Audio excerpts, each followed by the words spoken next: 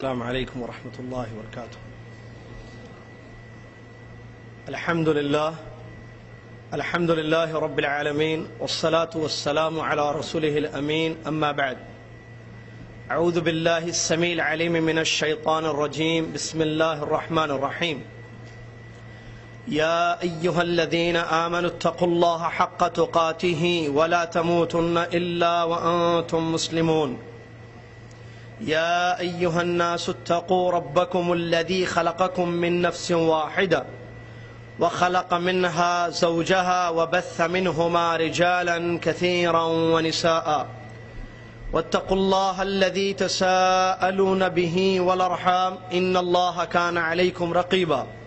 يا أيها الذين آمنوا اتقوا الله وقولوا قولا سديدا يصلح لكم أعمالكم ويغفر لكم ذنوبكم ومن يطع الله ورسوله فقد فاز فوزا عظيما. قال الله تبارك وتعالى: فإن آمنوا بمثل ما آمنتم به فقد اهتدوا وإن تولوا فإنما هم في شقاق فسيكفيكهم الله وهو السميع العليم. وقال سبحانه وتعالى: ومن يشاقق الرسول من بعد ما تبين له الهدى ويتبع غير سبيل المؤمنين نوله ما تولى ونصله جهنم وساءت مصيرا. وقد صح الحديث عن النبي صلى الله عليه وسلم أنه قال: ستفترق أمتي على 73 فرقة كلها في النار إلا واحدة.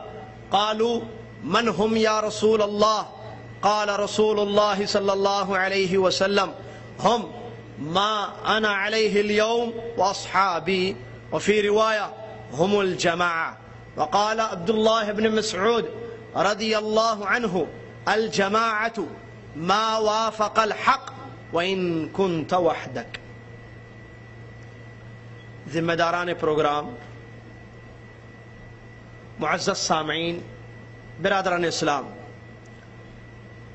سب سے پہلے اللہ تبارک و تعالی کی تعریف اور حمد میں بیان کرتا ہوں جو رب العالمین ہے، احکم الحاکمین، الہ العالمین ہے، جس نے نہ صرف ہم کو پیدا کیا بلکہ ہماری زندگی کی ضروریات کو وہ مہیا کرتا چلا آ رہا ہے۔ آسمان سے ہمارے لیے بارش برساتا ہے، زمین سے ہمارے لیے اناج نکالتا ہے، سورج اور چاند، رات و دن وغیرہ، یہ سارے چیزیں انسان کے لیے اس نے پیدا کی، اور انسان کو اس لیے پیدا کیا تاکہ وہ اللہ کے دین کو پہچان کر اللہ کے ایک اور سچے دین پر ایمان لائے اور اس کے مطابق زندگی کرے، اس کے مطابق زندگی گزارے، اور ایک اللہ کی عبادت کرے، اس کے ساتھ کسی کو شریک نہ کرے۔ تو اللہ تعالیٰ کی جتنی تعریف کی جائے، اللہ کی نعمتوں پر جو بے شمار، بے انتہا ہیں، لامحدود ہیں، تو اتنا ہی کم ہوگا۔ سبحان اللہ و بحمدہ سبحان اللہ العظیم۔ اس کے بعد بے پناہ، بے حد و حساب درود و سلام ہو پیارے نبی محمد الرسول اللہ صلی اللہ علیہ وسلم کی ذات گرامی پر، کہ جن پر اللہ سبحانہ و تعالیٰ نے اپنا کلام مجید، قرآن مجید کو نازل فرمایا، اور جنہوں نے قولی اور عملی طور پر اسلام کو پیش کیا اور اللہ تبارک و تعالیٰ کے کلام کی تفسیر فرمائی اور مکمل دین دنیا والوں کو دے گئے، اور اللہ تعالیٰ کی طرف سے جو ذمہ داری آپ پر سونپی گئی تھی اس کو بہتر، احسن طریقے پر آپ نے انجام دیا۔ اللہم صلی علی محمد وعلی آل محمد کما صلیت علی ابراہیم وعلی آل ابراہیم انک حمید مجید۔ اللہم بارک علی محمد وعلی آل محمد کما بارکت علی ابراہیم وعلی آل ابراہیم انک حمید مجید۔ اس بہت ہی مختصر تعریف اللہ کی اور نبی علیہ السلام پر ایک مرتبہ درود بھیجنے کے بعد، معزز سامعین، جیسا کہ ابھی بھائی محمد عاقل نے آپ کے سامنے اس موضوع کی وضاحت کی اور اس کی اہمیت کو بیان کیا، موضوع میرا ہے اسلام کو کیسے سمجھیں۔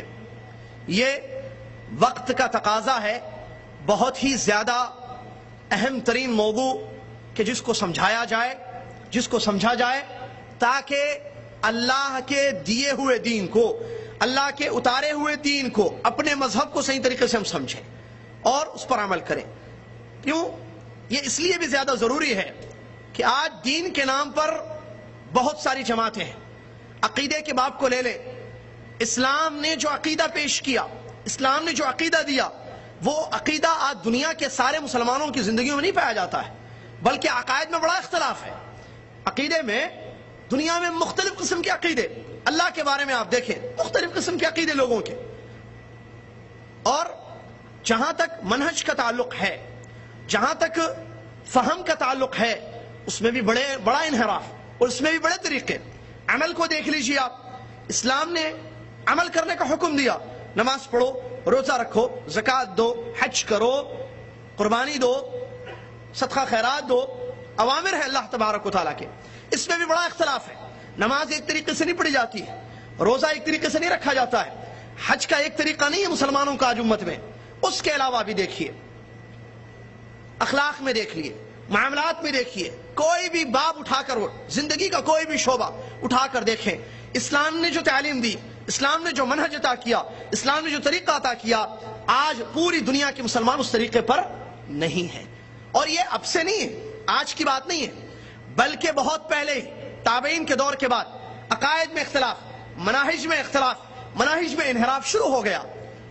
تو اور آج بھی ہو رہا ہے، آج بھی نئے نئے قسم کے عقیدے، نئے نئے قسم کا منہج لوگوں نے اپنایا ہوا ہے اسلام کا نام لے کر، اور سب کہتے ہیں ہم مسلمان ہیں، سب اللہ اور اس کے رسول کو ماننے والے ہیں۔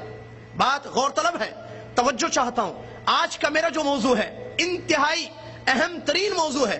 اگر آپ سمجھیں گے، اور اللہ سے دعا ہے کہ اللہ مجھ کو سمجھانے کی توفیق عطا فرمائے اور آپ کو سمجھ کر اٹھنے کی توفیق عطا فرمائے، آمین۔ اگر میں نے آپ نے اس موضوع کو سمجھ لیا تو آپ یہ سمجھ لیں کہ اصل اسلام آپ نے سمجھ لیا ہے، اصل دین آپ نے سمجھ لیا ہے، اور اس پر عمل کرنا انشاءاللہ بڑا آسان ہو جائے گا۔ آج اس موضوع کو نہیں سمجھنے کی وجہ سے یا نہیں سمجھانے کی وجہ سے لوگوں کے عقائد میں بگاڑ، لوگوں کے مناہج میں انحراف اور اعمال میں خرابیاں پیدا ہو چکی ہیں۔ اسلام ہے، قرآن و حدیث کا سب دھم برتے ہیں، سارے لوگ ایک اللہ کو ماننے والے، مسلمانوں کی بات میں کر رہا ہوں، مسلمان اللہ کو مانتا ہے، مسلمان اللہ کے نبی محمد صلی اللہ علیہ وسلم کو مانتا ہے، لیکن کیا بات ہے، عقیدہ وہ نہیں ہے جو اسلام نے دیا، منہج وہ نہیں ہے جو اسلام نے دیا۔ کیوں؟ اس لیے کہ اس نے اس اہم پوائنٹ کو نہیں سمجھا جو آج کا ہمارا موضوع ہے۔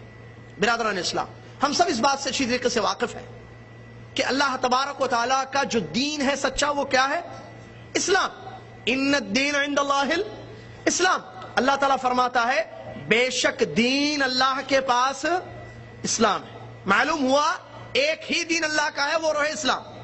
دوسری آیت اللہ تعالیٰ فرماتا ہے وَمَن يَبْتَغِي غَيْرَ الْإِسْلَامِ دِينًا فَلَن يُقْبَلَ مِنْهُ وَهُوَ فِي الْآخِرَةِ مِنَ الْخَاسِرِينَ۔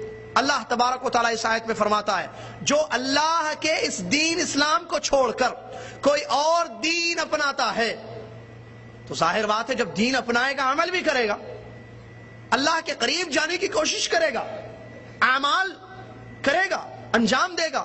اللہ تبارک و تعالیٰ فرماتا ہے فَلَن يُقْبَلَ مِنْهُ، ہرگز اس کا کوئی عمل قبول نہیں کیا جائے گا۔ کس کا؟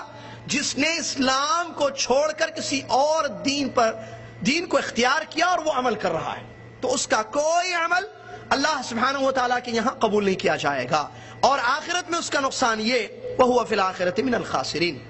اللہ فرماتا ہے کہ آخرت میں، دوسری دنیا میں، وہ نقصان اٹھانے والوں میں سے ہو جائے گا۔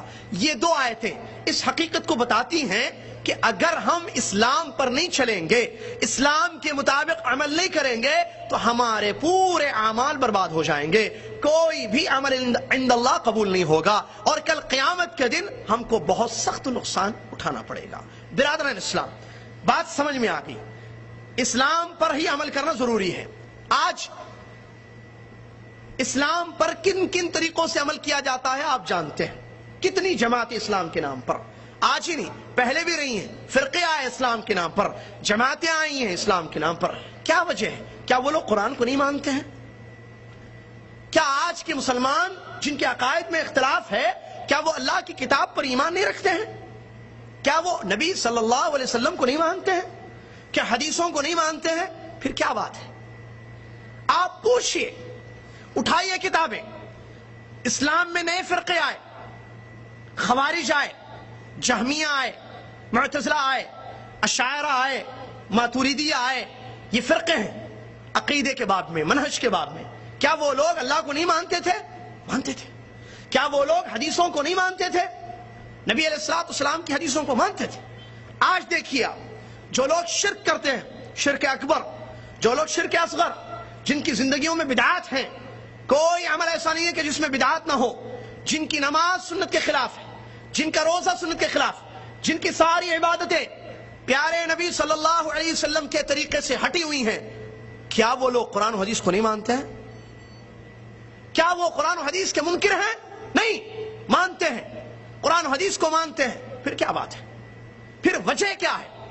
اسلام نام ہے ان دو چیزوں کا، یہ سب جانتے ہیں، اللہ کی کتاب، نبی محمد صلی اللہ علیہ وسلم کی سنت. اور ایک بات عام طور پر بتائی بھی جاتی ہے کہ دیکھو اسلام دو چیزوں کا نام ہے، قرآن اور حدیث. اور بہت سن چکے ہیں، ہم بچپن سے سنتے آئے، آپ نے بھی بڑا سنا ہوگا، اسلام نام ہے دو چیزوں کا، اسلام نام ہے دو چیزوں کا، اللہ کی کتاب قرآن، نبی محمد صلی اللہ علیہ وسلم کی حدیث. اور وہ مشہور حدیث عام طور پر پیش کی جاتی ہے جس میں نبی علیہ الصلوۃ والسلام نے فرمایا، اے میری امتیو، میں تمہیں تمہارے درمیان دو چیزیں چھوڑ کر جا رہا ہوں، تم جب تک ان دونوں چیزوں کو تھامے رکھو گے کبھی ہرگز گمراہ نہیں ہوگے. ایک اللہ کی کتاب اور دوسری میری سنت. مجھے آپ ذرا بتائیے، کون ہے ایسا مسلمان جو اللہ کی کتاب کو نہیں مانتا ہے؟ کون ایسا مسلمان ہے جو حدیثوں کو نہیں مانتا ہے؟ کہتا ہے میں نہیں مانتا ہوں ان حدیثوں کو. ہے؟ نہیں ہے. اچھا، خوارج جو ایک فرقہ آیا اسلام میں نیا، کیا وہ لوگ قرآن و حدیث کو نہیں مانتے تھے؟ قرآن کی آیتوں کا انکار کرتے تھے؟ نہیں، حدیث سے قرآن مانتے تھے. پھر یہ خوارج کیسے ہو گئے؟ ان کے عقائد میں بگاڑ کیسے آ گیا؟ ان کا منہج کیسے بدل گیا؟ دوسرے معتزلہ کو لے لیں، اشاعرہ کو لے لیں، یہ فرقے ہیں جو آئے تھے اسلام میں، بڑے خطرناک قسم کے فرقے، عقائد میں بڑا اختلاف، کتاب و سنت سے دور ان کے عقیدے میں بڑا اختلاف. جہمیہ فرقہ آیا، قدریہ آیا، تقدیر کا انکار کرنے والا فرقہ. قدریہ کہا کہ تقدیر وقدیر کچھ بھی نہیں ہے، اللہ نے کچھ بھی مقدر میں نہیں لکھا ہے، ہم جو چاہیں گے جو سوچیں گے وہ ہم کریں گے. تو کیا یہ قرآن و حدیث کو نہیں مانتے تھے؟ قدریہ مانتے تھے. جہمیہ آئے، جہم بن صفوان کی جماعت، جہمیہ ایک فرقہ ہے. معتزلہ، اشاعرہ، ماتوریدیہ، یہ فرقے ہیں. کیا ان لوگوں نے قرآن و حدیث کا انکار کیا؟ روافض آئے. روافض وہ قوم پیدا ہوئی جنہوں نے حضرت علی کا قتل کیا. آپ میں آگے بتاؤں گا تفصیل سے. اور وہ لوگ قرآن کی آیتوں سے دلیل لے کر حضرت علی پر کفر کا فتویٰ لگاتے ہیں. حضرت علی رضی اللہ تعالیٰ عنہ پر کفر کا فتویٰ اور ان کے خون کو حلال کیا. کہا کہ نہیں، تمہارا خون بہانا ضروری ہے، تم کافر ہو. عثمان کے قاتل، کیا وہ کتاب و سنت کو نہیں مانتے تھے؟ مانتے ہیں. آج جو شرک اکبر کرتے ہیں، شرک اکبر کی داعی ہیں، شرک کی طرف لوگوں کو، امت کو دعوت دیتے ہیں، آپ کو تعجب ہوگا، قرآن کی آیتوں سے دلیل لیتے ہیں، حدیثوں سے دلیل لیتے ہیں. تو پھر مسئلہ کہاں ہے؟ وہ لوگ جو دم بھرتے ہیں علی کی محبت کا، اہل بیت کی محبت کا، وہ لوگ حدیثوں سے دلیل لیتے ہیں. وہ حدیثیں جس میں حضرت علی کی فضیلت آئی ہے، قرآن کی آیتوں سے دلیل. آج بدعات کرنے والے، خرافات کرنے والے، دیکھیے کیسے عوام کو بھٹکاتے ہیں قرآن اور حدیث کا نام لے کر، اسلام کا نام لے کر.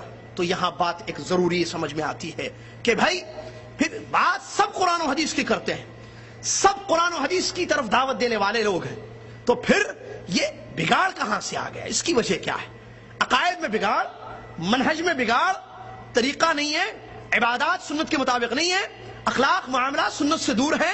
اس کے پیچھے وجہ کیا ہے؟ پھر جب سب کا یہی کہنا ہے کہ ہم اللہ کی کتاب پر بھی ایمان رکھتے ہیں، ہم نبی صلی اللہ علیہ وسلم کی حدیثوں پر بھی ایمان رکھتے ہیں. بات اہم ترین یہاں پر یہ ہے کہ اللہ نے جو کتاب اتاری ہے اور محمد صلی اللہ علیہ وسلم نے جو حدیثیں بیان کی ہیں، ان دونوں کو کیسے سمجھا جائے؟ یہ ہے اصل سوال. کہ بھائی آپ سب مانتے ہیں کہ اللہ نے ہماری ہدایت کے لیے کتاب اتاری، ہم سب مانتے ہیں کہ نبی صلی اللہ علیہ وسلم کی حدیثیں ہیں جو قرآن کی آیات کی تفسیر کرتی ہیں، لیکن ان دونوں کو، یہ دو ہمارے مصدر ہیں دین کے، مرجع ہے، مراجع ہیں. ہم کو دین قرآن سے ملے گا، ہم کو دین حدیث سے ملے گا. لیکن بڑا اہم ترین سوال ہے جس کا صحیح جواب تلاش کرنا بہت زیادہ ضروری ہے. وہ سوال ہے کیسے آپ قرآن و حدیث کو سمجھیں؟ ہم قرآن کی آیتوں سے کیسے دلیل لیں؟ آیت کی تفسیر کیسے لیں؟ حدیثوں کو کیسے سمجھیں؟ یہ بڑا اہم مسئلہ ہے، یہ بڑا اہم سوال ہے جس کا جواب قرآن میں موجود ہے اور جس کا جواب حدیثوں میں موجود ہے۔ اللہ نے ایسے نہیں چھوڑ دیا کہ جاؤ قرآن و حدیث پر عمل کرو جیسے سمجھ میں آتا ہے، جاؤ میں نے کتاب اتار دی ہے، میں نے نبی کو بھیج دیا ہے محمد صلی اللہ علیہ وسلم کو، اب تم کو حدیث کا مطلب جو سمجھ میں آ رہا ہے وہ لے لو، آیت سے جو مطلب نکال سکتے ہو نکال لو۔ کیا اللہ نے اسے چھوڑ دیا ہے آزاد؟ نہیں، قرآن مجید میں اللہ تعالیٰ نے اس سوال کا جواب بھی دیا ہے جو آج ہم آپ کو تفصیل سے بتائیں گے انشاءاللہ۔ وہی ہے اصل مقصد، ورنہ جن لوگوں نے اس اللہ تعالیٰ کا وہ جواب، یہ کہ اللہ تعالیٰ نے جو قرآن میں حل بتایا ہے، جو راستہ بتایا ہے کتاب و سنت کو سمجھنے کا، قرآن اور حدیث کا فہم لینے کا، ان راستہ جن لوگوں نے پکڑا جب سے اسلام دنیا میں آیا، صحابہ ہیں پہلے، ٹھیک ہے، تابعین، تبع تابعین، تو آج تک بھی اور قیامت تک ہو، جس جماعت نے، جن لوگوں نے، جن افراد نے قرآن و حدیث کو ویسے سمجھا جیسے حکم دیا قرآن میں اللہ نے اور نبی صلی اللہ علیہ وسلم نے سمجھنے کے لیے کہا، تو وہ لوگ کامیاب رہے۔ اپنے عقیدوں کو بھی انہوں نے محفوظ کر لیا بگاڑ سے، اپنے منہج کو بھی بچا لیا اور کامیاب ہو گئے، اور اللہ تعالیٰ کو ان لوگوں نے خوش کیا، رضی اللہ عنہ ورضوا عنہ۔ لیکن جن لوگوں نے، جن افراد نے، جس جماعت نے، جس فرقے نے قرآن و حدیث کو سمجھنے کے لیے جو راستہ اللہ اور اس کے رسول نے متعین کیا، وہ راستہ چھوڑا، ترک کیا، کوئی اور راستہ اپنا لیا، وہ لوگ گمراہ ہو گئے۔ اس کی میں مثال آپ کو دوں، کیسے راستہ چھوڑ کر دوسرا راستہ، کیا مطلب اس کا یہ کہ آدمی نے یہ سمجھا کہ میں قرآن و حدیث کو دماغ سے سمجھ سکتا ہوں، قرآن و حدیث کو سمجھنے کے لیے میزان ترازو دماغ کو بنایا، جو بات میرے دماغ میں قرآن کی آئے گی میں اس کو لے لوں گا، آیت کا مطلب مجھے میرے دماغ میں جو سمجھ میں آئے گا میں اس کو لوں گا، میرے دماغ نے جس کو قبول کیا میں اس کو ایکسپٹ کروں گا۔ اس آیت کی یہ تفسیر، حدیث پڑھوں گا میں، حدیث کی جو بات میرے دماغ میں سمجھ میں آتی ہے میں وہی مطلب اس کا لے رہا ہوں، تو یہ لوگ گمراہ ہو گئے۔ کسی نے کیا کیا؟ ایسے نہیں کیا، کسی نے ایک شخص کو متعین کر لیا، کہا کہ میں ایسے کروں گا، اپنے اسلام کو، اپنے مذہب کو، یعنی قرآن و حدیث کو، اسلام بولے قرآن و حدیث بولے بات ایک ہی ہے، قرآن و حدیث کو، اسلام کو میں اس شخص سے سمجھوں گا، یہ میرے امام ہیں، یہ فلاں ہیں، یہ بزرگ ہیں، یہ جیسے آیتوں کا مطلب مجھے دیں گے میں ویسے لوں گا، یہ حدیثوں کا مفہوم جیسے مجھ کو بتائیں گے میں ویسے لوں گا۔ وہ بھی گمراہ ہو گئے، وہ بھی گمراہ ہو گئے، کیونکہ یہ قرآن و حدیث کا حل نہیں ہے۔ قرآن و حدیث آگے آ رہی بات دلیلوں کی روشنی میں کہ کیسے ہم سمجھے قرآن و حدیث کو۔ تو ان لوگوں نے امام کو متعین کر لیا، یا کسی عالم کو، علامہ کو، شخص کو، کسی بزرگ کو متعین کر لیا، ہم اس سے دین کو سمجھیں گے، وہ جیسے ہم کو سمجھائے گا، آیت کا جو مطلب ہم کو دے گا وہ ہم لیں گے، حدیث کا جو مفہوم وہ دے گا ہم وہ مفہوم لیں گے۔ تو یہ لوگ بھی گمراہ ہو گئے۔ کسی نے کیا کیا جو آج بھی ہمارے پاس ہے، میجورٹی کو سامنے رکھا، وہ کام کرتے ہیں، دنیا میں مسلمان بہت سارے ہیں، ہم یہ دیکھیں گے کہ آیتوں کو اکثر مسلمان کیسے سمجھ رہے ہیں، حدیثوں کو اکثر مسلمان کیسے سمجھ رہے ہیں، ہم بھی ویسے سمجھیں گے، مطلب میجورٹی کو فالو کریں گے، اکثریت کو فالو کریں گے۔ یہ لوگ بھی گمراہ ہو گئے، کیوں؟ کیونکہ اللہ تعالیٰ نے قرآن میں بیان کیا اپنے نبی محمد صلی اللہ علیہ وسلم کو، وَلَئِنِ اتَّبَعْتَ أَكْثَرَ مَنْ فِي الْأَرْضِ يُضِلُّكَ عَنْ سَبِيلِ اللَّهِ، اے نبی محمد صلی اللہ علیہ وسلم، اگر آپ زمین کے اکثر لوگوں کو فالو کریں گے تو وہ لوگ آپ کو گمراہ کر دیں گے۔ اکثریت دلیل نہیں ہے۔ اب مسئلہ یہ ہے کہ پھر کیسے ہم قرآن و حدیث کو سمجھیں؟ یہ لوگ گمراہ ہو گئے، جس کی مثالیں آگے بھی آ رہی ہیں تفصیل سے، مثالوں کے ساتھ۔ اللہ تعالیٰ نے قرآن میں اس کا جواب دیا ہے، اس سوال کا، اس اہم سوال کا کہ قرآن و حدیث کو، جو ہمارا دین ہے، اسلام ہے، آپ اسلام بولیں یا قرآن و حدیث بولیں، اسلام کو کیسے سمجھیں، قرآن کا مطلب کیسے لیں، حدیث کا مطلب کیسے لیں، اس کا جواب قرآن میں اور حدیث میں موجود ہے۔ پہلی آیت اللہ تبارک و تعالیٰ، سورہ بقرہ کی آیت، اللہ تبارک و تعالیٰ ارشاد فرماتا ہے فَإِنْ آمَنُوا بِمِثْلِ مَا آمَنْتُمْ بِهِ فَقَدِ اهْتَدَوْا وَإِنْ تَوَلَّوْا فَإِنَّمَا هُمْ فِي شِقَاقٍ فَسَيَكْفِيكَهُمُ اللَّهُ وَهُوَ السَّمِيعُ الْعَلِيمُ۔ توجہ ضروری ہے تاکہ بات سمجھ میں آئے، توجہ نہیں ہوگی بات سمجھ میں نہیں آئے گی۔ سمجھانا میرا کام، سمجھنا آپ کا کام ہے۔ اللہ سے دعا ہے اللہ مجھے مکمل موضوع کو سمجھانے کی توفیق عطا فرمائے۔ آپ کے لیے اللہ سے دعا کرتا ہوں کہ اللہ تعالیٰ آپ کو پورا موضوع سمجھنے کی توفیق عطا فرمائے، آمین۔ برادران اسلام، پہلی آیت سورہ بقرہ کی، غور کیجیے آیت پر۔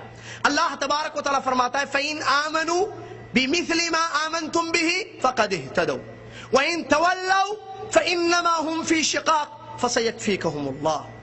آج ہم بڑھ گئے ہیں نا، वअतसिमू बिहब्लिल्लाहि जमीअन वला तफर्रकू पर अमल नहीं है हमारा। अल्लाह की रस्सी को मजबूती से हमने नहीं थामा, फिरकों में बढ़ गए, जमातों में बढ़ गए। अल्लाह एक, रसूल एक, काबा एक, किताब एक, दीन एक, अकीदा एक, मनहज एक, लेकिन हम एक नहीं है। क्यों? उसका भी जवाब इसी में है कि हमने कुरान और हदीस को अलग अलग तरीकों से समझना शुरू कर लिया, जिसकी वजह से आज उम्मत मुस्लिमा जो एक थी मोहम्मद सल्लल्लाहु अलैहि वसल्लम के जमाने में, सहाबा एक थे, अकीदा एक था, मनहज एक था, कोई जमातें नहीं, कोई फिरके नहीं थे। फिरके क्यों बने? इसमें जवाब है, उन्होंने कुरान और हदीस को वैसे नहीं समझा जैसे अल्लाह ने हुक्म दिया। क्या है अल्लाह का हुक्म? क्या है अल्लाह ताला का फरमान? अल्लाह ताला फरमाता है फ़इन आमनू, अगर वो लोग वैसे ईमान लाएंगे जैसे तुम ईमान लाते हो तो वो लोग हिदायत पर होंगे। अगर वो लोग तुम्हारे जैसे ईमान नहीं लाएंगे, फ़इन आमनू बिमिस्लि मा आमनतुम बिही फ़क़द वइन तवल्लौ, अगर वो मुंह फेर कर चले जाएंगे, तुम्हारे मिस्ल ईमान नहीं लाएंगे, क्या होगा? फ़इन्नमा हुम फ़ी शिक़ाक़ फ़सयकफ़ीकहुमुल्लाह, अल्लाह इनके लिए काफी है। इस आयत करीमा में अल्लाह तबारक व तआला ने दो रास्ते और दो अंजाम बयान किए हैं। आयत के शुरू में एक रास्ता और उसका अंजाम, दूसरे आयत के दूसरे हिस्से में दूसरा रास्ता और अंजाम उसका। बहुत पॉइंट के, दो रास्ते और दो अंजाम। रास्ते किस चीज के? दीन को समझने के लिए, ईमान लाने के लिए, इस्लाम को समझने के लिए रास्ते। अल्लाह ताला ने कहा फ़इन आमनू, अगर लोग वैसे ईमान लाएंगे, वैसे दीन को समझेंगे, वैसे इस्लाम को समझेंगे जैसे तुमने समझा है। ये तुम कौन है? ये आयत उतरी ना, कब उतरी? किसके जमाने में? सहाबा इकराम रज़ी अल्लाह अन्हुम के अजमईन के जमाने में उतरी। अल्लाह उनसे खिताब कर रहा है बिमिस्लि मा आमनतुम, मिसल जैसे, लाइक यू, जैसे है सहाबा तुम ईमान लाए हो। अगर लोग वैसे ईमान लाएंगे जैसे है सहाबा तुम ईमान लाए, फ़क़द इह्तदौ, तो वो हिदायत पर होंगे। एक रास्ता, एक मनहज, एक फहम, सहाबा का फहम, जिसको फहमुस सलफ कहते हैं। सलफ से मुराद शेखुल इस्लाम इब्न तैमिया रहमतुल्लाह अलैह फरमाते हैं, सलफ का मतलब सहाबा और ताबीन। अगर हमने दीन को वैसे समझा जैसे सहाबा की जमात ने समझा, कुरान की तफसीर वैसे ली जैसे सहाबा ने ली, हदीसों का मतलब वैसे लिया जैसे सहाबा ने लिया, तो हम हिदायत पर होंगे। ये अल्लाह कह रहा है। वो हिदायत जिसको मांगता है हर मुसलमान रोजाना नमाज में, रोजाना हर रकात में, जमात के साथ हो या पीछे पढ़े। सही कौल यही है कि जमात के साथ इमाम के पीछे भी वही पढ़ना है, सूरह फातिहा तन्हाई में भी पढ़ना है, अकेली नमाज भी हो। क्या मांगते हैं? अल्लाह ताला की तारीफ और उसकी बुजुर्गी बयान करने के बाद इहदिनस सिरातल मुस्तकीम, सीधा रास्ता दिखा अल्लाह। सीधे रास्ते के लिए ये मनहज अपनाना जरूरी है, सहाबा का फहम लेना जरूरी है, सहाबा के जैसे दीन को, इस्लाम को, किताब और सुन्नत को समझना जरूरी है ताकि हिदायत हो। ये कौन कह रहा है? अल्लाह ताला सूरह बकरा की आयत, फ़इन आमनू बिमिस्लि मा आमनतुम बिही फ़क़द इह्तदौ, अगर ईमान वैसे होगा जैसे तुम्हारा है सहाबा ईमान है तो फिर वो हिदायत पर होंगे। अगर रास्ता छोड़ा तुम्हारा सहाबा का, वइन तवल्लौ, अगर मुंह मोड़ कर चले गए, रास्ता छोड़ा, सहाबा का फहम छोड़ा, सहाबा का अकीदा छोड़ा, कुरान की तफसीर वैसे नहीं ली जैसे सहाबा ने ली, हदीसों को वैसे नहीं समझा जैसे सहाबा ने समझा, तो क्या होगा? फ़इन्नमा हुम फ़ी शिक़ाक़, अल्लाह कहता है कोई शक नहीं है कि वो फिर जमातों में, टोलियों में, फिरकों में बढ़ जाएंगे। क्या है अंजाम आज? देखिए दूसरा रास्ता क्या है? नबी सल्लल्लाहु अलैहि वसल्लम के सहाबा को छोड़कर किसी और तरीके से, या तो दिमाग से समझे, या तो मेजॉरिटी से समझे, या तो किसी एक शख्स को मुतय्यन करके दीन को समझे, किताब और सुन्नत को, तो अल्लाह ताला उसका अंजाम बता रहा है फ़इन्नमा हुम फ़ी शिक़ाक़। इसका अंजाम यह होगा सहाबा के अकीदे को छोड़ने का, किताब और सुन्नत को सहाबा के तरीके से नहीं समझेंगे, इसका अंजाम यह होगा फ़इन्नमा हुम फ़ी शिक़ाक़, टोलियों में, जमातों में, फिरकों में बढ़ जाएंगे। इस्लाम एक है, कितनी आज जमातें, ये भी मुसलमान, वो भी मुसलमान, वो भी मुसलमान, ये भी कहता मैं कुरान और हदीस को मानने वाला, मैं अल्लाह और उसके रसूल पर ईमान लाने वाला, वो भी कहता है इसका अकीदा अलग है, उसका अकीदा अलग है। ये कहता अल्लाह अर्श पर है, वो कहता अल्लाह हर जगह मौजूद है, वो कहता नहीं अल्लाह सिर्फ 5 जगह पर रहता है, वो कहता नहीं अल्लाह हमारे दिलों में रहता है। क्या है एक अल्लाह के बारे में इतने अकीदे? मनहज सहाबा का छोड़ा। रसूलुल्लाह सल्लल्लाहु अलैहि वसल्लम के बारे में देखिए अलग अलग, कोई कहता हयाती है, कोई कहता हयात है, कोई कहता नहीं वफात पा चुके हैं, कब्र में जिंदा है, कोई कहता कब्र में जिंदा है, कोई कहता नहीं हर जगह जिंदा है, जहां चाहे आते रहते हैं, जहां चाहे हाजिर होते रहते हैं, आप सिर्फ दुरूद पढ़ लिए आ जाएंगे। कोई कहता है वो मुश्किल कुशा है, वो फला फला जगह आते हैं, परेशानियां दूर कर दे, बस तुम दिल से याद करो। क्या है ये अकीदे?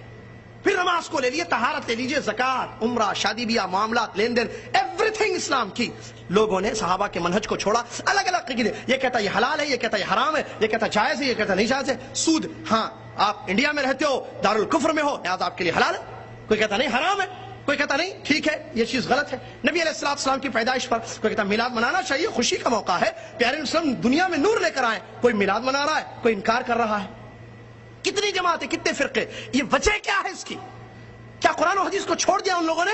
نہیں، یہ مت سمجھیں آپ پوائنٹ، پھنس جائیں گے، ورنہ وہ یہ نہیں کہتا کہ میں نہیں مانتا قرآن کو، آگے مثالیں بھی آ رہی، قرآن اور حدیث کو ماننے والے قوم ہیں یہ سب مسلمان۔ وہ جو شرک اکبر کرتا ہے، جو مزار پر جا کر پیشانی کو پٹکتا ہے، سجدہ کرتا ہے غیر اللہ کا، لا حول ولا قوت، وہ کہتا ہے میں اللہ اور اس کے رسول کو مانتا ہوں، روتا ہے نبی صلی اللہ علیہ وسلم کی محبت میں، داڑھی بھیگ جاتی ہے اس کی، لیکن وہ مزار پر سجدہ کر رہا ہے، نبی علیہ السلام کی قبر کا طواف کرتا ہے چھپ چھپ کر اندر۔ ہم نے دیکھا جامعہ اسلامیہ پڑھنے کے دوران، یہ کیا کتاب و سنت کو نہیں مانتا ہے؟ مانتا ہے۔ پھر وجہ کیا ہے؟ گڑبڑ کہاں ہے؟ پرابلم کہاں ہے؟ پرابلم سمجھنے میں ہے، پرابلم طریقے میں ہے، پرابلم منہج میں ہے۔ قرآن و حدیث کو بے شک تو مانتا ہے، لیکن قرآن و حدیث کو کیسے تو سمجھتا ہے میرے بھائی؟ صحابہ کے جیسے سمجھتا ہے؟ نہیں۔ اسی لیے اللہ نے کہا کہ اگر تم صحابہ کا منہج چھوڑو گے، ٹولیوں میں بٹ جاؤ گے، جماعتیں الگ الگ ہو جائیں گی تمہاری، فی شقاق، شقاق کہتے ہیں اختلاف، الگ الگ ٹولیاں جماعت، فَسَيَكْفِيكَهُمُ اللَّهُ، قیامت کے دن اللہ تعالیٰ ان کا بدلہ دے گا، فَسَيَكْفِيكَهُمُ اللَّهُ، اللہ ان کے لیے کافی ہے، اللہ سننے والا اور جاننے والا ہے۔ یہ آیت میں جواب ہے، پہلی دلیل، 3 آیتیں دلیل میں پیش کروں گا انشاءاللہ۔ یہ پہلی آیت ہے جس میں اس سوال کا جواب ہے کہ ہم یا دنیا کا ہر مسلمان کتاب و سنت کو کیسے سمجھے، قرآن کا مطلب کیسے لے، نبی علیہ السلام کی حدیث کا مطلب کیسے لے۔ اس میں جواب دیا گیا مثل صحابہ اکرام کی جماعت نے جیسے سمجھا ہے کتاب و سنت کو، اللہ کہہ رہا ہے اگر ہدایت چاہتے ہو تو ویسے سمجھو، تم کو ہدایت میں دوں گا۔ واضح؟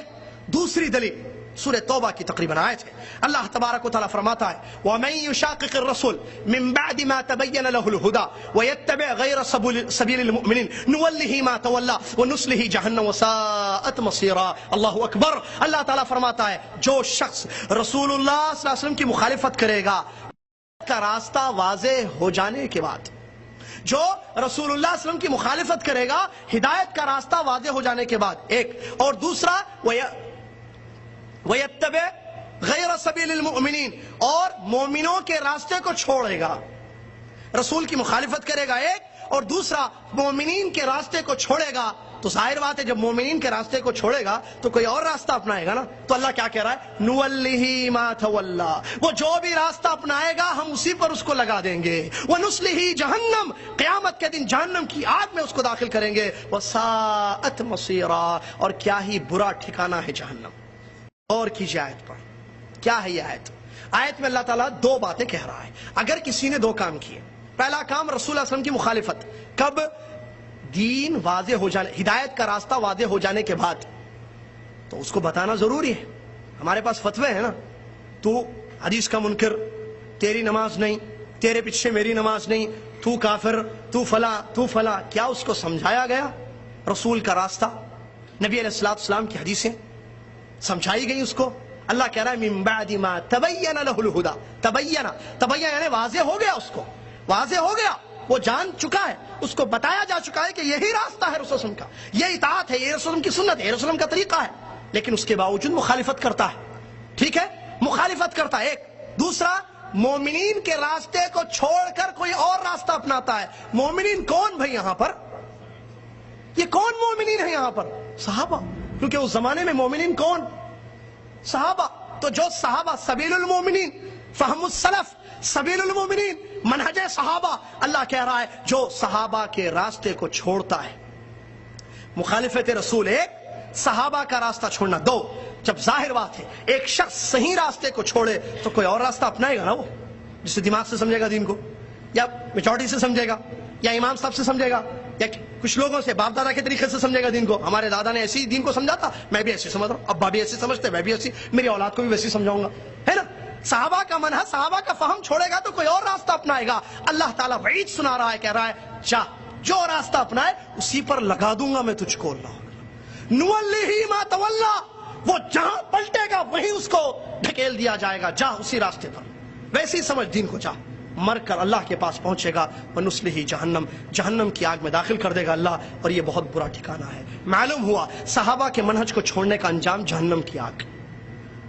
منہج چھوڑنا، قرآن و حدیث کو صحابہ کے جیسے نہیں سمجھیں گے، جہنم کی آگ میں جائیں گے۔ دوسری دلیل، تیسری آیت، اللہ تبارک و تعالیٰ فرماتا ہے وَالسَّابِقُونَ الْأَوَّلُونَ مِنَ الْمُهَاجِرِينَ وَالْأَنصَارِ وَالَّذِينَ اتَّبَعُوهُمْ بِإِحْسَانٍ رَضِيَ اللَّهُ عَنْهُمْ وَرَضُوا عَنْهُ وَأَعَدَّ لَهُمْ جَنَّاتٍ تَجْرِي مِن تَحْتِهَا الْأَنْهَارُ إِلَى آخِرِ الآیہ۔ اللہ سبحانہ وتعالیٰ اس آیت میں فرماتا ہے، توجہ چاہتا ہوں، کہتا ہے اللہ تعالیٰ پہلے سبقت لے جانے والے لوگ مومنین، مہاجرین میں سے پہلے ایمان لانے والے لوگ مہاجرین، والانصار دوسرے انصار، اور جن لوگوں نے ان کی اچھے طریقے سے پیروی کی۔ سنیے توجہ سے، مہاجرین اور انصار اور جن لوگوں نے ان کی اچھی طریقے سے پیروی کی، اللہ ان سب سے راضی ہیں، خوش ہے، اور یہ لوگ اللہ سے خوش ہیں، اور اللہ تعالیٰ نے ان کے لیے جنتیں تیار کر رکھی ہیں جن کے نیچے سے نہریں جاری ہیں، جس میں یہ لوگ خالدین فیہا، ہمیشہ ہمیشہ رہیں گے۔ میرے بھائی، تین لوگوں کو بتا رہا ہے اللہ تعالیٰ، تین قسم کے لوگوں کو۔ پہلی قسم مہاجرین، اللہ کہہ رہا ہے جو مہاجر پہلے ایمان لائے، چلیے ان کی تعریف، ان کی پڑھائی۔ کیا ہم میں سے کوئی شخص مہاجرین میں سے ہو سکتا ہے؟ مہاجرین کون ہے؟ یہ صحابہ کی جماعت ہے، مکہ کے رہنے والے، آپ جانتے ہیں۔ دوسرے انصار، یہ انصار کون ہے؟ مدینہ کے باشندے، وہ صحابہ جو مدینہ میں رہتے تھے، جیسے ابو طلحہ انصاری، جابر بن عبداللہ انصاری رضی اللہ عنہ وغیرہ، اور مہاجرین میں سے ابو بکر، عمر وغیرہ رضی اللہ عنہ اجمعین۔ مہاجرین اور انصار، ان میں کوئی مسلمان نہیں آ سکتا ان کے بعد، کیونکہ یہ صحابہ تھے۔ تابعی ہوتا، صحابی نہیں۔ تابعی کے بعد جتنے لوگ آئے ہیں وہ ان میں سے نہیں ہو سکتے ہیں، نہ مہاجر ہو سکتے ہیں وہ، نہ انصار، کیونکہ یہ صحابہ ہیں جنہوں نے رسول کو دیکھا ایمان کی حالت میں۔ ہم تو نہیں دیکھے نا، اس کے تابعی نے دیکھا نہیں۔ تیسری، والذین اتبعوہم بإحسان، تیسرے وہ لوگ جنہوں نے ان کی پیروی کی اچھے طریقے سے۔ کس چیز میں پیروی کی؟ دنیا کی چیزوں میں۔ وہ جو تجارت کرتے تھے یہ بھی وہی کرے گا؟ نہیں، دین مراد ہے یہاں۔ دین کو سمجھنے میں، اسلام کو سمجھنے میں، اسلام پر عمل کرنے میں، قرآن کی تفسیر لینے میں، حدیثوں کا مفہوم لینے میں، ان مہاجرین اور انصار کے جیسے پیروی کی، قیامت تک آنے والا اس میں اپنے آپ کو داخل کر سکتا ہے۔ اللہ تعالیٰ ان تین قسم کے لوگوں کے بارے میں کہہ رہا ہے رضی اللہ عنہم ورضوا عنہ، اللہ ان تینوں قسم کے لوگوں سے راضی ہے۔ کس سے؟ مہاجرین سے، انصار سے، اور جو ان کے جیسے قرآن و حدیث کو سمجھتے ہیں، ان کی پیروی کرتے ہیں۔ کیا ہم اس میں نہیں داخل ہو سکتے ہیں؟ یقیناً داخل ہو سکتے ہیں۔ کیوں؟ اگر ہم قرآن و حدیث کو صحابہ کے جیسے سمجھیں گے، ان کے طریقے پر سمجھیں گے، ان کے فہم پر سمجھیں گے، تو ایسی صورت میں ہم اس تیسرے میں آ جائیں گے۔ اللہ تعالیٰ خوشخبری سنا رہا ہے کہ اللہ تعالیٰ ان لوگوں سے راضی ہے۔ اتنا ہی نہیں بلکہ قیامت کے دن اللہ تعالیٰ ان کو ایسی جنتوں میں داخل کرے گا جن کے نیچے سے نہریں جاری ہیں۔ بات واضح ہو چکی ہے تیسری آیت کی روشنی میں کہ ضروری ہے ہدایت کے لیے، جہنم سے اپنے آپ کو بچانے کے لیے، گمراہیوں سے اپنے آپ کو بچانے کے لیے، اور اللہ کی رضا کو پانے کے لیے، جنت کو حاصل کرنے کے لیے ضروری ہے کہ ہم پیارے نبی صلی اللہ علیہ وسلم کے جو صحابہ کرام ہیں، صحابہ کرام رضی اللہ عنہم اجمعین، رضی اللہ تعالی عنہم اجمعین، ہم ان کے طریقے سے دین کو سمجھے، ان کی پیروی کرے کتاب و سنت کو سمجھنے میں۔ بات سمجھ میں آئی؟ اگر کسی نے صحابہ کو چھوڑ کر کوئی اور منہج اختیار کیا کتاب و سنت کو سمجھنے میں، اس کے لیے اللہ تعالیٰ وعید سنا رہا ہے، اس کے لیے جہنم سنا رہا ہے، اسی راستے پر اس کو لگا دے گا اور اس کو جنت بھی نہیں ملے گی۔ یہ تین آیتیں حدیثوں سے اس کی دلیل ہے۔ صحابہ کے منہج کو سمجھنا، صحابہ کے جیسے دین کو سمجھنا ضروری ہے، واجب ہے۔ اللہ کے نبی صلی اللہ علیہ وسلم کی مشہور حدیث بارہا آپ نے سنی ہوگی، لیکن ضرورت ہے اس کو سمجھنے کی اور اس پر غور کرنے کی۔ کیا ہے حدیث؟ مشہور حدیث ہے، اس کی روایتیں ڈیفرنٹ ہیں، الگ الگ۔ نبی علیہ الصلوۃ والسلام نے فرمایا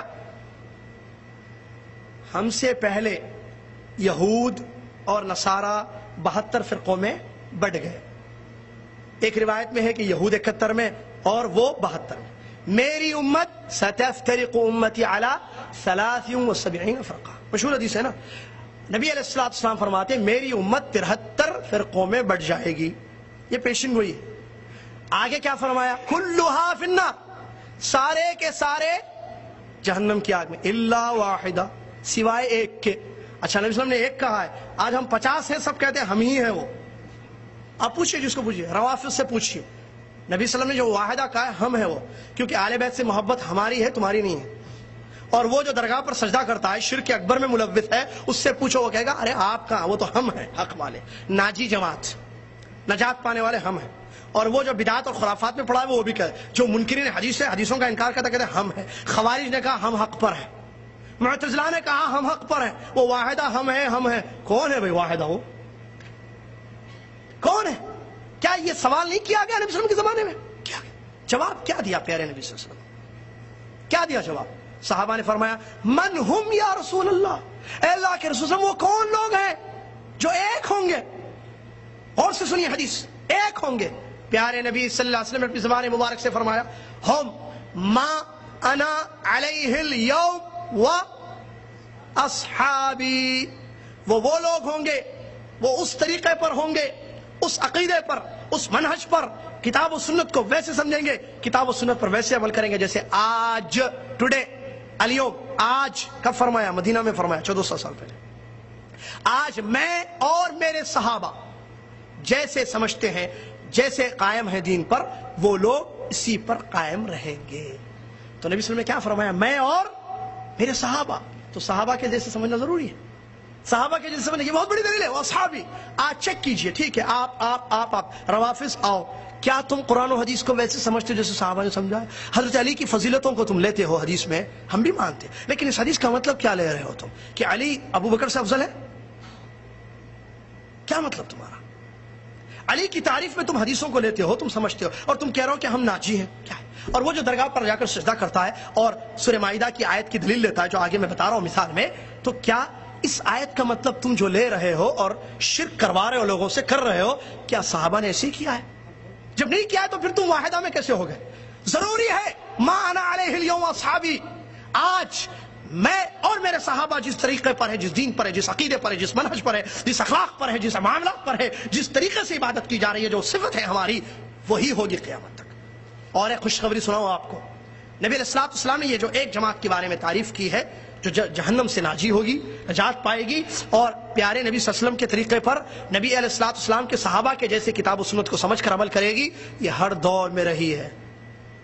یہ مت کہنا کہ یہ نئے ہیں، نہیں نہیں نہیں، یہ سمجھ کی غلطی ہے۔ نبی علیہ الصلوۃ والسلام کی حدیث دلیل میں لا تزال طائفة من امتی ظاہرین علی الحق حتی یأتی امر اللہ، نبی صلی اللہ علیہ وسلم اپنے زمانے میں یہ بات بتا کر گئے ہیں، میری امت میں سے ایک طائفہ، ایک جماعت حق پر ظاہر رہے گی، حق پر جمے ہوئے رہے گی، کب تک؟ جب تک اللہ کا حکم نہیں آئے گا، یعنی قیامت۔ نبی صلی اللہ علیہ وسلم نے اپنے زمانے میں کہا قیامت تک ایک جماعت، وہی جماعت جو ایک ناجی ہے، قیامت تک حق پر جمے ہوئے رہے گی، ڈٹے ہوئے رہے گی۔ اور ایک روایت ہے لا یضرہم من خذلہم، ان کو ذلیل کرنے والا، ان کو رسوا کرنے والا ان کا کچھ نہیں بگاڑ سکے گا۔ کون ہے وہ لوگ؟ اس کا مطلب یہ ہمیشہ رہے ہر دور میں، تابعین، تبع تابعین، جب خوارج نکلے، شیخ الاسلام ابن تیمیہ رحمۃ اللہ علیہ کے دور میں شیخ الاسلام ان کے ماننے والے، اس کے بعد بھی فتنے، جتنے فتنے آئے، لوگوں میں عقیدوں میں بگاڑ آیا، منہج میں بگاڑ آیا، لیکن یہ لوگ اپنے عقیدوں کو، اپنے منہج کو بچاتے بچاتے چل گئے ہیں۔ ہر دور میں آج بھی ہے، قیامت تک رہیں گے، کیونکہ پیارے نبی علیہ الصلوۃ والسلام کی یہ صحیح حدیث ہے۔ لہٰذا معلوم ہوا کتاب و سنت کو سمجھنے کے لیے ضروری ہے ہم ویسے سمجھیں جیسے اللہ کے نبی محمد صلی اللہ علیہ وسلم کے صحابہ نے سمجھا ہے۔ برادران اسلام، اگر کوئی یہ کہے کہ نہیں، کیوں، کیا ضروری ہے کہ حدیث کو یا قرآن کو ویسے سمجھے جیسے صحابہ نے سمجھا ہے؟ اس کا جواب مل گیا، اللہ کا حکم ہے، یہ ہدایت کے لیے، نجات پانے کے لیے ضروری ہے، اور نبی علیہ الصلوۃ والسلام کا بھی حکم ہے۔ اور ایک مشہور مسلم شریف کی حدیث جو بارہا خطبوں میں آپ سنتے رہتے ہیں خطبہ کے زبانوں سے، نبی علیہ الصلوۃ والسلام نے کیا فرمایا؟ علیکم بسنتی وسنت الخلفاء الراشدین المہدیین تمسکوا بها وعضوا علیہا بالنواجذ وإیاکم محدثات الامور الی آخر الحدیث۔ نبی علیہ الصلوۃ والسلام نے فرمایا فَإِنَّهُ مَن يَعِشْ مِنكُم بَعْدِي، یہاں سے حدیث شروع ہوتی ہے، میرے بعد جو دنیا میں زندگی گزاریں گے، دین میں بڑا اختلاف دیکھیں گے، کچھ یہ کہیں گے، کچھ وہ کہیں گے، جو آج ہمارے سامنے نظر آتا ہے۔ ہر کوئی حق کا دم بھرتا ہے، یہ کہتا ہے حلال، وہ کہتا ہے حرام۔ نبی علیہ الصلوۃ والسلام نے فرمایا اختلاف بہت دیکھو گے، تو کیا کرنا ہے اللہ کے رسول جب اختلاف ہم دیکھیں؟ علیکم بسنتی، میرے طریقے کو، اور میرے خلفاء کون ہیں؟ صحابہ، میرے صحابہ کے طریقے کو مضبوطی سے تھامے رکھنا۔ علیکم، تمسکو، عضو، تین عربی کے مختلف الفاظ استعمال کیے ہیں۔ علیکم کا مطلب ہوتا ہے الزمو، یعنی لازم پکڑو، پکڑ کے رکھو میری اور میرے صحابہ کے طریقے کو۔ دوسرا الفاظ تمسکو، تمسک کا مطلب بھی پکڑ کے رکھنا، تھامے رکھنا۔ عضو علیہا بالنواجذ، جبڑوں سے میری اور صحابہ کے طریقے کو تھامے رکھنا۔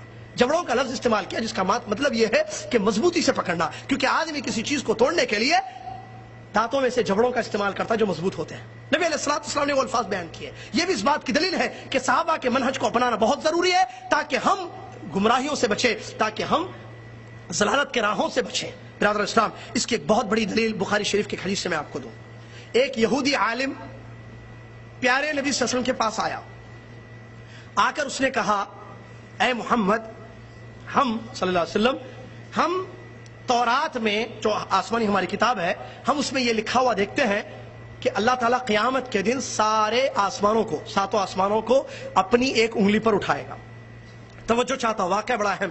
یہودی عالم نے کہا کہ اللہ تعالیٰ قیامت کے دن ساتوں آسمانوں کو ایک انگلی پر اٹھائے گا اور ساتوں زمینوں کو دوسری انگلی پر، پہاڑوں کو تیسری انگلی پر، اور مخلوق کو اور ایک انگلی پر، اور کہے گا انا الملک انا الملک، میں بادشاہ ہوں میں بادشاہ ہوں۔ پیارے نبی علیہ السلام یہ سنتے ہیں اور ہنستے ہیں۔ نبی علیہ السلام یہ سن کر کیا کرتے ہیں؟ ہنستے ہیں۔ اب بتائیے کیوں ہنسے نبی صلی اللہ علیہ وسلم؟ کون بتائے گا؟ کیا مطلب ہنسنے کا؟ ہنسنے کی کئی وجوہات ہو سکتی ہیں۔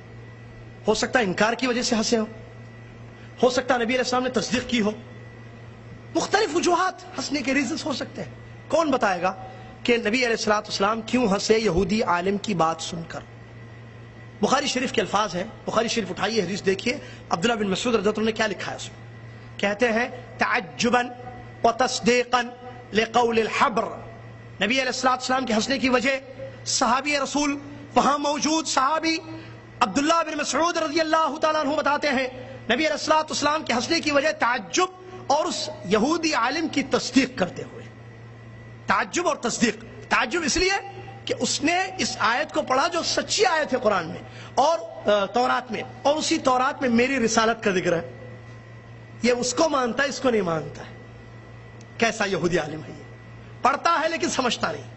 اور تصدیق کی کہ یہ سچ ہے بات کہ اللہ تعالیٰ قیامت کے دن انگلیوں پر اٹھائے گا، اور قرآن کی آیت سے دلیل دی وَمَا قَدَرُ اللَّهَ حَقَّ قَدْرِهِ۔ اللہ تعالیٰ کی جیسے قدر کرنی تھی ان لوگوں نے قدر نہیں کی۔ اللہ تعالیٰ سارے آسمانوں کو قیامت کے دن اپنے دائنے ہاتھ میں اٹھائے گا۔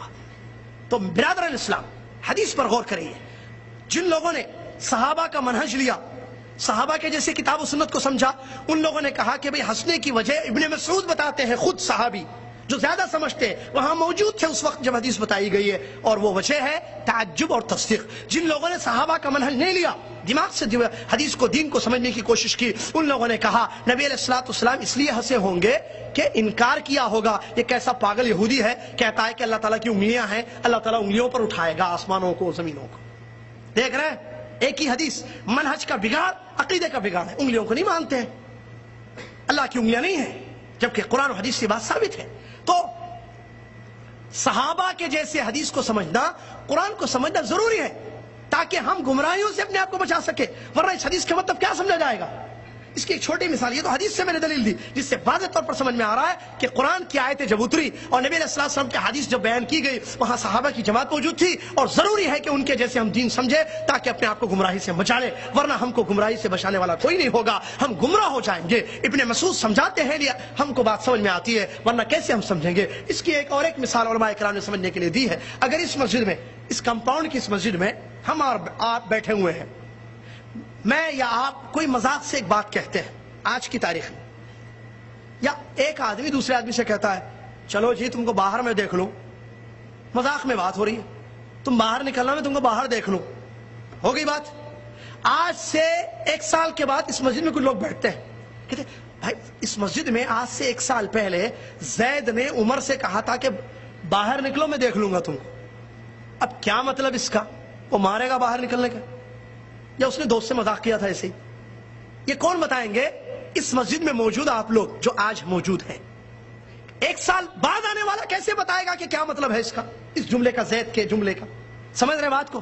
لہذا ضروری ہے کہ صحابہ کے جیسے قرآن و حدیث کو سمجھنا۔ اس کے علاوہ علماء کرام دین دیتے ہیں، دلیلیں بتاتے ہیں کہ دیکھو یہ اہل التنزیل ہیں، نبی علیہ السلام کی حدیث ہے، اور آپ علیہ السلام پر قرآن کا نزول کس کے زمانے میں ہوا؟ کس کے زمانے میں؟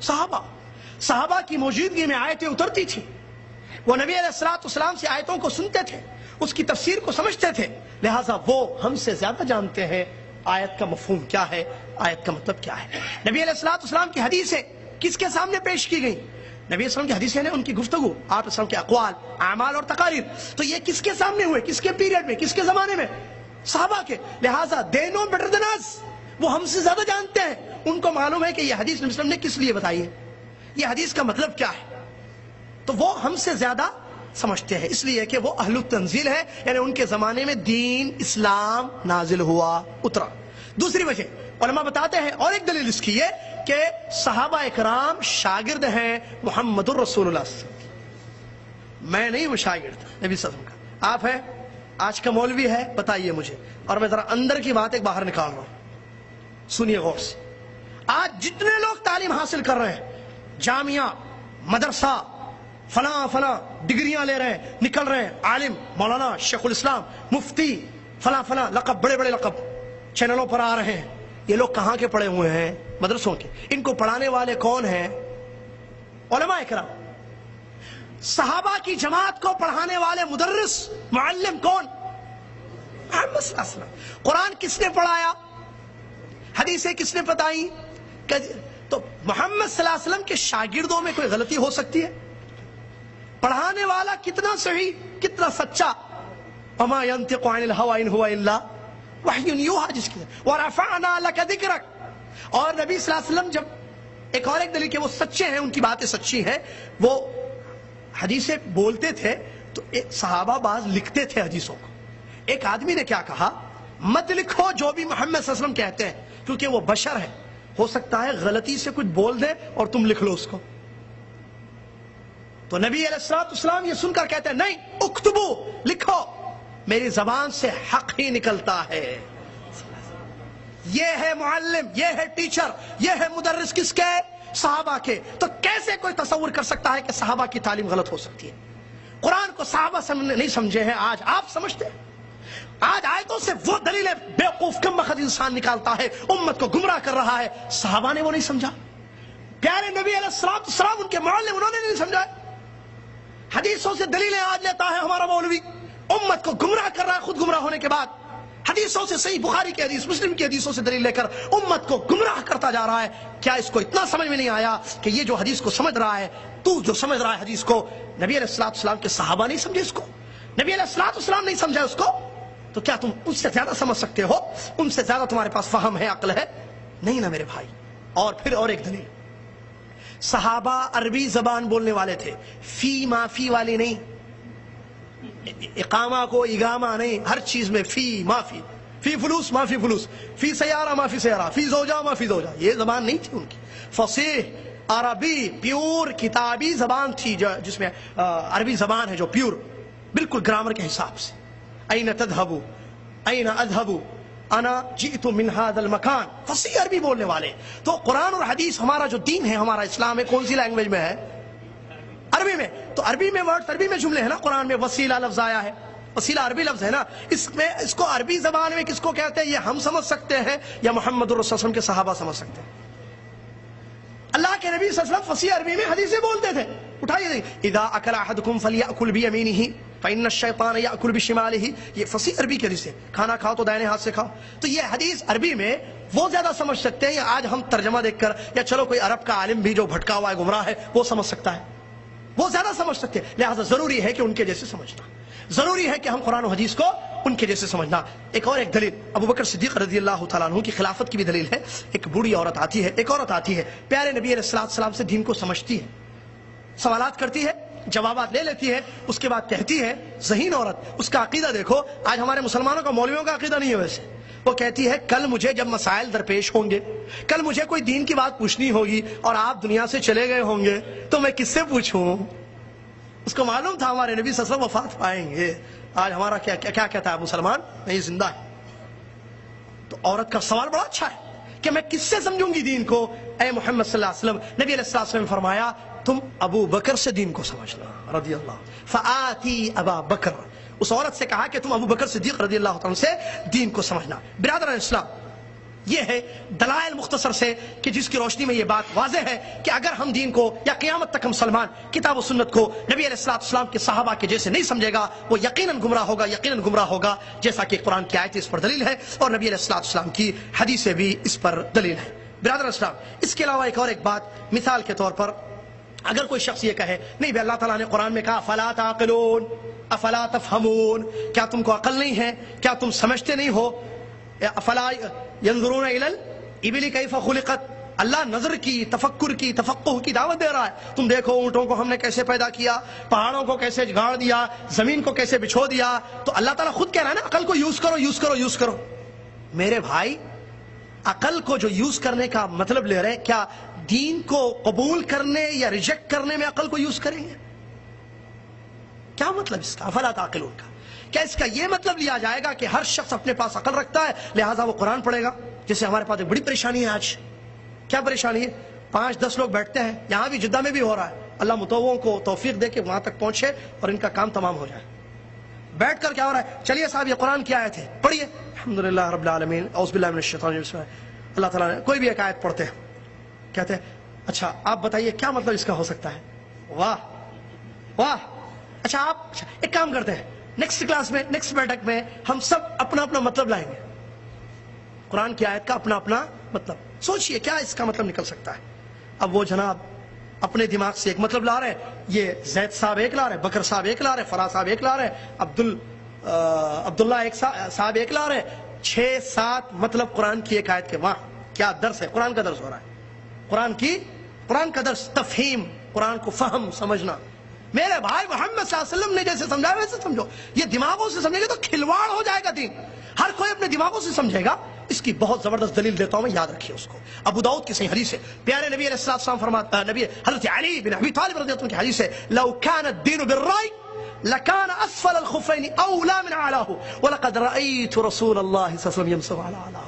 اگر لوگوں سمجھو، اگر دین دماغ سے ہوتا کہ ہر کوئی دماغ سے سمجھے، رائے سے، قیاس رائے جس نے برباد کر دیا ہے دین کو، سنیے، اگر کوئی دین کو دماغ سے اگر دین کو دماغ سے سمجھنا صحیح ہوتا تو ساکس پر، موزوں پر مسح کرنا نیچے صحیح ہوتا نہ کہ اوپر، اور میں نے رسول اللہ صلی اللہ علیہ وسلم کو دیکھا ہے اوپر مسح کرتے ہوئے۔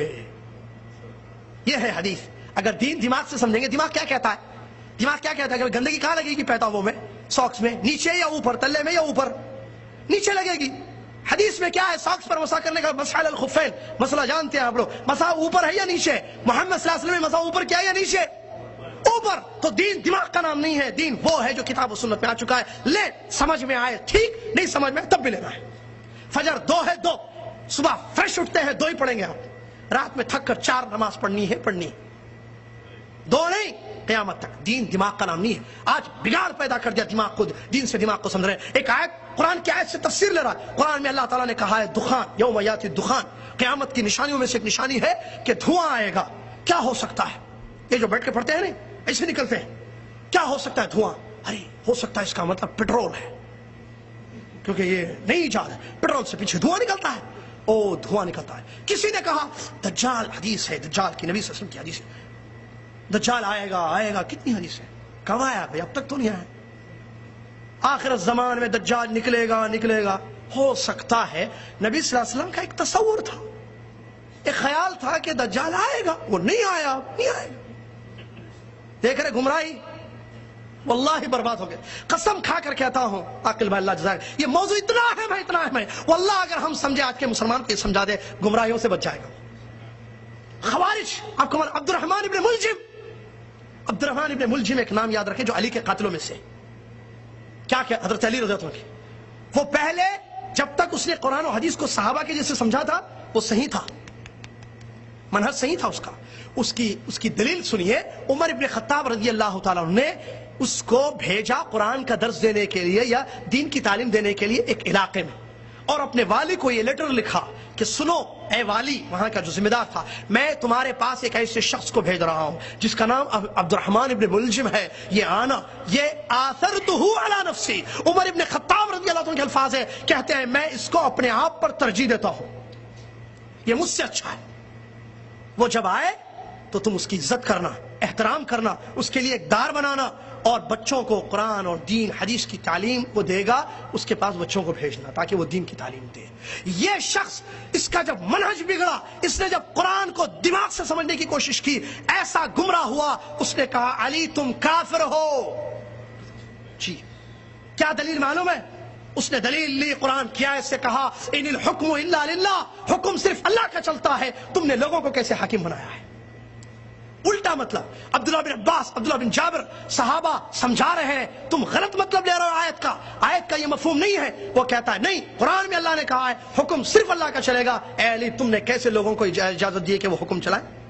لہٰذا تم کافر ہو اس آیت کی روشنی میں۔ اور اس کو پکڑ کر جب قتل کیا گیا تو اس نے کہا کہ میری گردن ضرور ماننا، زبان کو کٹ نہیں کرنا، اس پر اللہ کا ذکر ہے۔ لیکن گمراہ کیسے ہوا؟ خوارج بھی آئے نبی علیہ السلام پر یہ سب کی وجوہات کیا ہیں؟ اس کے پیچھے وجہ یہ ہے کہ ان لوگوں نے نبی صلی اللہ علیہ وسلم کے صحابہ کے منہج کو چھوڑا، قرآن و حدیث کو ویسے نہیں سمجھا جیسے صحابہ کرام سمجھتے ہیں، اسی لیے یہ لوگ گمراہ ہوئے۔ حالانکہ ان کے دلوں میں اللہ کا ڈر تھا، حالانکہ یہ لوگ نماز پڑھتے تھے، حالانکہ لوگ روزہ رکھتے تھے، لیکن اس کے باوجود گمراہ ہو گئے۔ اس کی بڑی وجہ یہی ہے کہ ان لوگوں نے دماغ سے سمجھنے کی کوشش کی، یا صحابہ کا منہج ان لوگوں نے، صحابہ کا فہم ان لوگوں نے چھوڑ دیا۔ اس کے علاوہ اور ایک دو مثالیں دے دوں، اس کے بعد بات کو ختم کر دو برادر اسلام۔ وہ یہ ہے وسیلہ، قرآن کی آیت میں آج لوگ وسیلہ لیتے ہیں، یہ لوگ قرآن کی سورہ مائدہ کی آیت سے دلیل دیتے ہیں۔ اللہ تعالیٰ فرماتا ہے یا ایھا الذین آمنوا اتقوا اللہ، اے وہ لوگوں جو ایمان لائے اللہ سے ڈرو، وابتغوا الی ربہم الوسیلہ وابتغوا الیہ الوسیلۃ، اور اللہ تک پہنچنے کے لیے وسیلہ اختیار کرو۔ قرآن میں اللہ تعالیٰ کہہ رہا ہے لہٰذا ہم رسول اللہ صلی اللہ علیہ وسلم کا وسیلہ لیں گے، ہم عبد القادر جیلانی رحمۃ اللہ علیہ کا لیں گے، ہم بزرگان دین کا وسیلہ لیں گے۔ اور مجھے یاد ہے وہ بامبے کی گلی جہاں سے گزر رہا تھا میں، وہاں میں نے دیکھا حیدرآباد کا ایک مولوی، بہت بڑا مولوی، وہ بڑے مجمع سے خطاب کر رہا ہے اور کہہ رہا ہے یہ وہابیوں کو کیا معلوم، یہ قرآن و حدیث کا دم بھرنے والے کیا کہتے ہیں، ان کو سمجھتے ہیں کہ یہ وسیلے غلط ہے، ان کو کچھ نہیں معلوم۔ سنو میں قرآن سے آپ کو وسیلے کی دلیل دیتا ہوں، آیت پڑھ کر لوگوں کو گمراہ کر رہا ہے، کہہ رہا ہے دیکھو اللہ نے قرآن میں کہا ہے وسیلہ اختیار کرو، ہم وسیلہ اختیار کرتے ہیں۔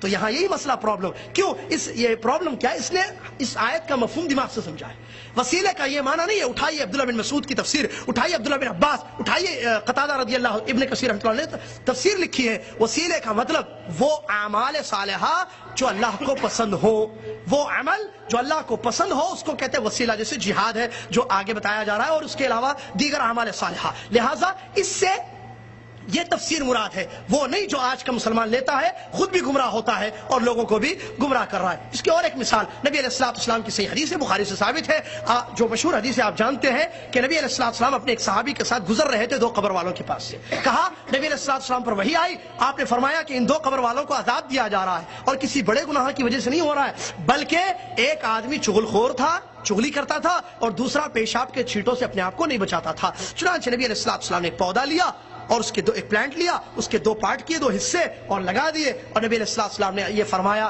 کہ مجھے اللہ کی ذات سے امید ہے کہ جب تک یہ سوکھیں گے نہیں اللہ تعالیٰ ان کے عذاب کو ہلکا کرے گا۔ اس حدیث کو صحابہ پورے جانتے تھے، لیکن کسی نے پھول نہیں چڑھایا قبروں پر۔ لیکن آج کا مولوی، آج کا آدمی، آج کا مسلمان اپنے دماغ سے کہیں یا کسی امام کی سمجھ سے اس حدیث کا مطلب یہ لیتا ہے کہ قبر کے عذاب سے اپنے مردوں کو بچانے کے لیے پھول چڑھاؤ، آج وہ پھول چڑھا رہا ہے۔ میرے بھائی ذرا ٹھہرنے کی ضرورت ہے، کیا تم یہ جو سمجھ لے ہو حدیث کو، یہ ابو بکر سمجھے ہیں، عمر، عثمان، علی رضی اللہ عنہ مجمعین یا دیگر صحابہ کرام نے سمجھا ہے؟ کیا انہوں نے پھول چڑھائے؟ نہیں۔ تو انہوں نے نہیں سمجھا ہے تو تم کہاں سے اس حدیث کا یہ مطلب سمجھ رہے ہو؟ لہٰذا بہت زیادہ ضروری ہے، یہی پوائنٹ ہے، نقطہ، کہ جہاں پر آ کر منہج میں فرق آ جاتا ہے، ایک صحیح منہج، باقی غلط منہج۔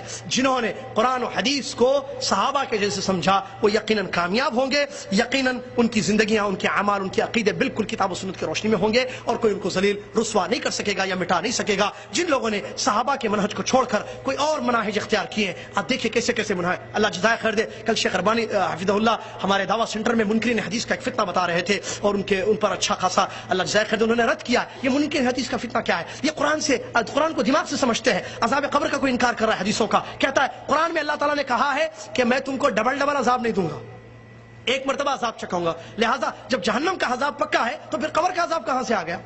انکار حدیث کا۔ میں یہ تم آیت کا مطلب کہ اللہ ڈبل نہیں چڑھائے گا یہ دماغ سے سمجھ رہے ہو؟ کیا نبی علیہ السلام کے صحابہ نے اس کو سمجھا ہے؟ یہی ساری چیزوں پر آپ فٹ کیجئے، ساری چیزوں پر ہر چیز پر کوئی بھی بدعت ہو، کوئی بھی شرکی عمل ہو، کوئی بھی غلط طریقہ ہو، آپ دیکھیں وہاں پرابلم منہج کا پرابلم ہے. قرآن کو ویسے نہیں سمجھا گیا، آیتوں کی تفسیر صحیح نہیں لی گئی ہے، حدیثوں کا مفہوم صحیح نہیں لے گا، لہٰذا گمراہی پھیل رہی ہے اور مسلمان دین کے نام پر، اسلام کے نام پر گمراہ ہوتے جا رہے ہیں. اللہ تعالیٰ سے دعا ہے اللہ تعالیٰ ہم مسلمانوں کو سمجھ عطا فرمائے، اللہ تعالیٰ اس بات کی توفیق عطا فرمائے کہ ہم اس اہم ترین موضوع کو سمجھنے کی کوشش کریں. اللہ تعالیٰ قرآن و حدیث کو صحابہ کے فہم پر